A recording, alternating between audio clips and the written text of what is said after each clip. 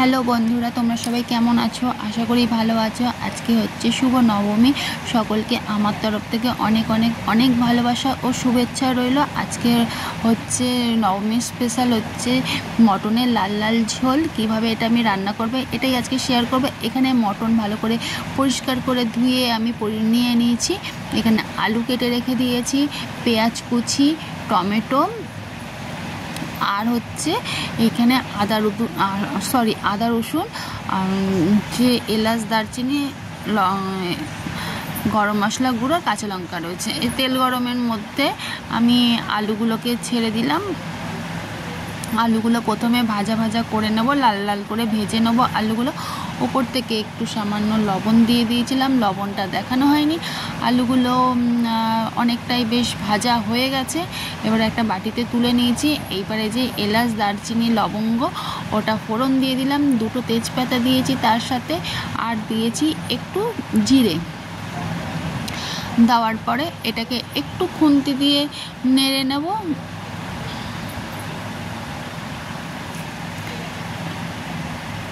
এবারে একটু খুন্তি দিয়ে নেড়ে নেব। নিয়ে নেওয়ার পরে পেঁয়াজগুলো যে কেটে রেখে দিচ্ছিলাম, পেঁয়াজগুলো ওইগুলো ওই তেলের মধ্যে আমি দিয়ে দিচ্ছি।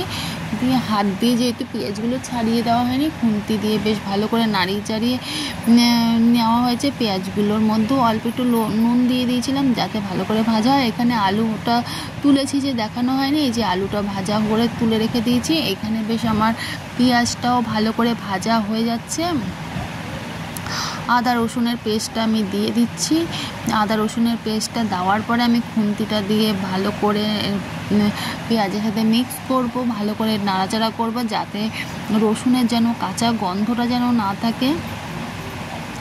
এটা 5 মিনিট ধরে ভালো করে নাড়াচাড়া করব যেন গন্ধটা যেন চলে যায়। তারপরে এর মধ্যে আমি দিয়ে দেবো হচ্ছে মটনগুলো, এর মধ্যে দিয়ে দিচ্ছি।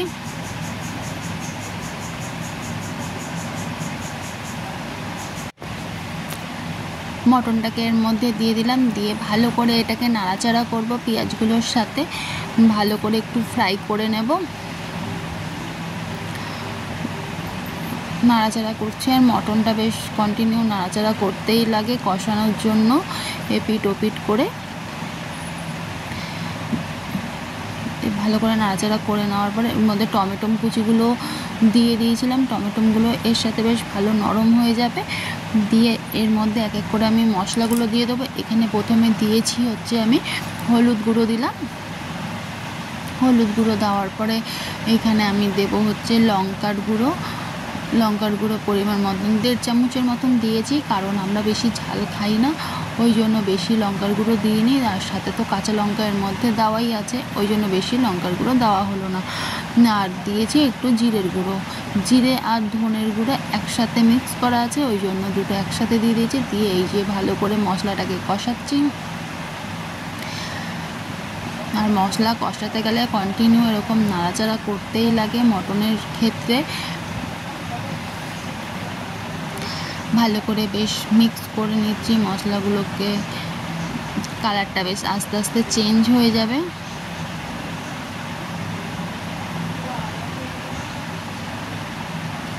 অনেকটা আস্তে আস্তে কালার চেঞ্জ হয়ে যাচ্ছে, কেননা মটন অনেকক্ষণ ধরে কষাতে লাগে কড়াইতে।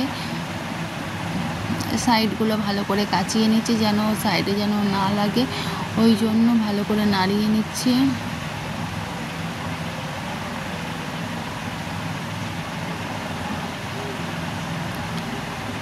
এপিট ওপিট করে ভালো করে নাড়িয়ে নিচ্ছি। পাশে আমি গরম জল একটু বসিয়ে দেবো। এই যে কষানোটা যে হচ্ছে একটু একটু করে জল দেওয়ার জন্য পাশে ওই যে গরম জল আমি বসিয়ে দিয়েছি।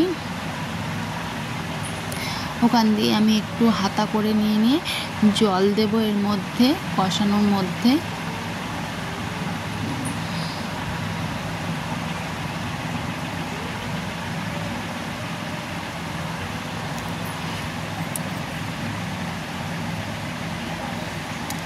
আস্তে আস্তে গা থেকে তেল ছেড়ে আসছে। কষাটা বেশ অনেকক্ষণ ধরেই হচ্ছে, ভালোই বেশ কালারটা চেঞ্জ হয়ে আস্তে আস্তে হচ্ছে। কে কে মটন ভালো লাগে, ভালোবাসো খেতে। আমার তো অতটা ভালো লাগে না খেতে, তবু খাই, 1-2 পিস খাই, কিন্তু খুব প্রিয় না আমার মটন। ভালো করে নাড়াচাড়া ঘরের জন্য করতে লাগে, কিন্তু আমার অতটা ভালো লাগে না মটনটা। চিকেনটাও ভালো লাগে না, চিকেনটা বেশ কষা কষাটা ভালো লাগে। মটন খাই 1-2 পিস খাই, এর থেকে বেশি খাই না। যে ভালো করে নাড়াচাড়া বেশ করে নিচ্ছি, আর সাইড দিয়ে ভালো করে বেশ কড়াইটাকে পরিষ্কার করে নিচ্ছি, যেন কড়াইয়ের মধ্যে যেন না লাগে। ওই জন্য এই যে চর্বিটাকে আমি দেখাচ্ছিলাম তুলে। তারপরে আমার মটন কষানোটা প্রায় হয়ে গেছে। এর মধ্যে আমি কুকারটা নিয়ে নিয়েছি, তার মধ্যে একটু চিনি দিয়েছিলাম, চিনিটাও মিসিং হয়ে গেছে। কীভাবে এডিটিং করেছি বুঝতে পারিনি, অনেকটাই কেটে গেছে। আচ্ছা, এখানের মধ্যে প্রেশার কুকারের মধ্যে মটনটা দিয়ে দিলাম, তারপরে আলুগুলো দিয়ে দিচ্ছি। আর আমি যে 1 চামচ জল নিলাম, জলটা কড়াইয়ের মধ্যে নিয়েছিলাম, কড়াইটা কাচিয়ে কড়াইয়ের মধ্যে অনেকটা তেল লেগে আছে, ওই জন্য দিয়ে আমি কড়াইটা পরিষ্কার করে এর মধ্যে আমি দিয়ে দেব। বন্ধুরা, একটু অ্যাডজাস্ট করে আমার ভিডিওগুলো একটু দেখো, ভালো করে সাজিয়ে গুছিয়ে কথা বলা হচ্ছে না, আর যে ভালো করে পারফেক্টলি ভিডিওটাও করা হচ্ছে না। আশা করি তোমাদের ভালোবাসায় আমি অনেকটা পারবো। তোমরা একটু প্রচুর পরিমাণে সাপোর্ট করো আমাকে, নিশ্চয়ই পারবো। তোমরা যদি পাশে থাকো, সুন্দর সুন্দর কমেন্ট করো, অবশ্যই আমি চেষ্টা করব আর পারবো করতে, এইটুখানি আমি আশা রাখতে পারি। সিটি এখানে হয়ে গেছে, এখানে আমার মটন কষা রেডি। বন্ধুরা, এটা আমার মটন লাল লাল ঝোলটা একটু কমে গেছে, বুঝতে পারিনি জলটা। বন্ধুরা, কেমন হয়েছে অবশ্যই তোমরা সুন্দর সুন্দর কমেন্টের মাধ্যমে জানাবে। বন্ধুরা, সুন্দর সুন্দর কমেন্ট করো, তাতে আমার ভিডিও করতে আমার এনার্জিটা আসবে, তোমাদেরকে সুন্দর সুন্দর ভিডিও দেখানোর জন্য। আর এখানে আমি আবার বসিয়ে দিয়েছিলাম বাটিটার মধ্যে ঢেলে, তার মধ্যে একটু গরম মশলার গুঁড়ো দিয়ে দিলাম, দিয়ে আর একটুখানি ফুটিয়ে নিলাম, নিয়ে এই যে আমার লাল লাল ঝোল রেডি।